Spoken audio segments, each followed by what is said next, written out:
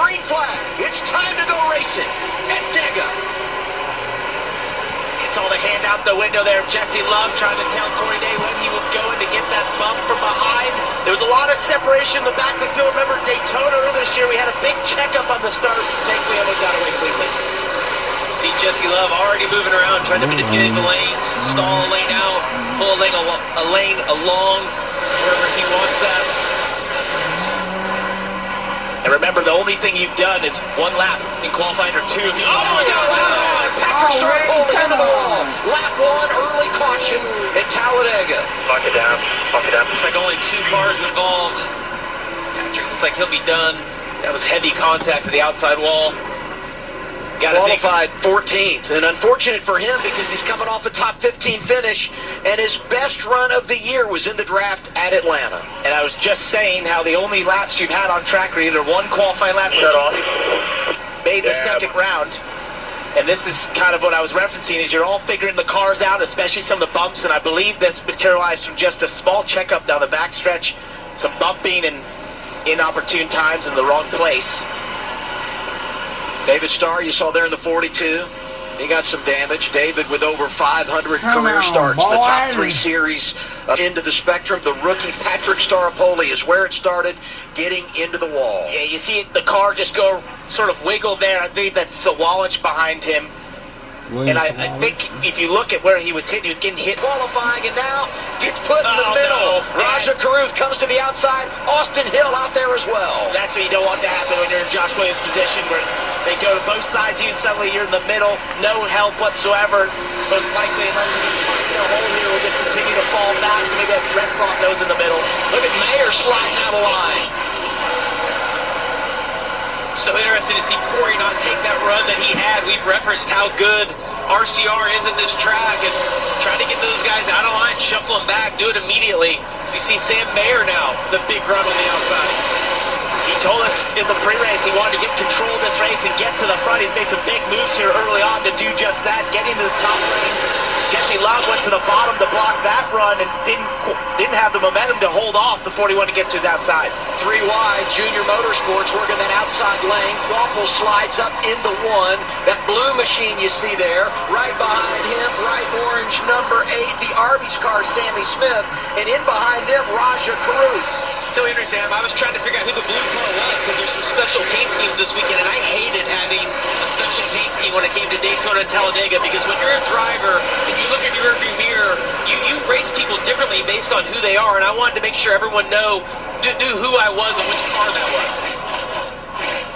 One car strong on the outside, though, to power all the way to the lead. He was great in qualifying yesterday, led that opening round for a good portion of time.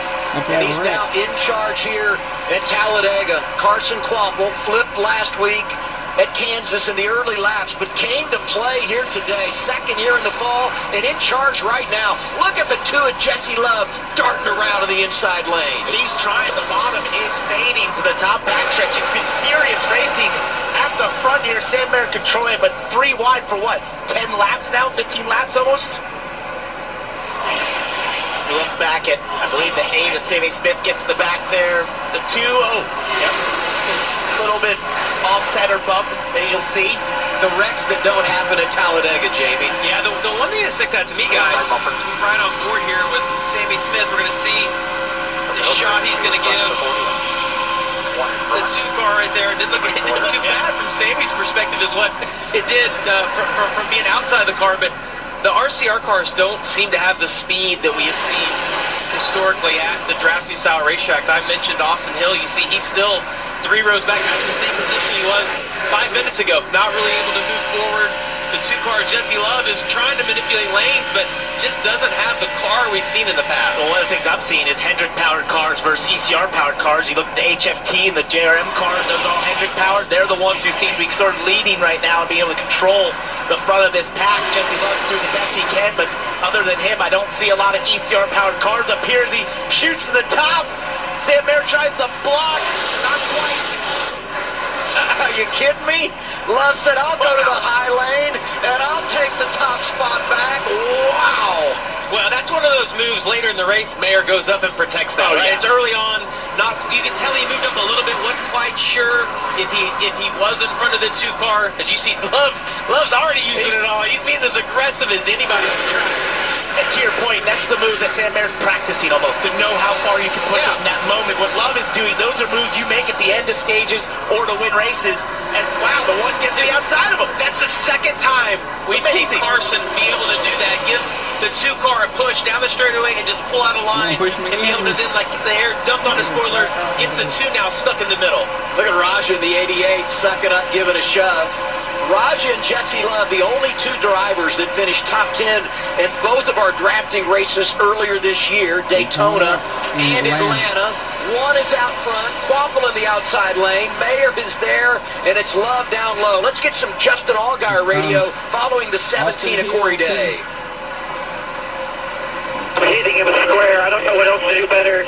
He's super loose. He's close. Yeah, he referenced Corey Day right there. We saw twice in the race so far that Justin tried to help him, and it's literally turned the 17 car sideways. And that's, just a product of the balance of that car, how on edge it is. Just the 17 car will probably be a good pusher today, but not going to be somebody that you can get on their bumper and shove them forward.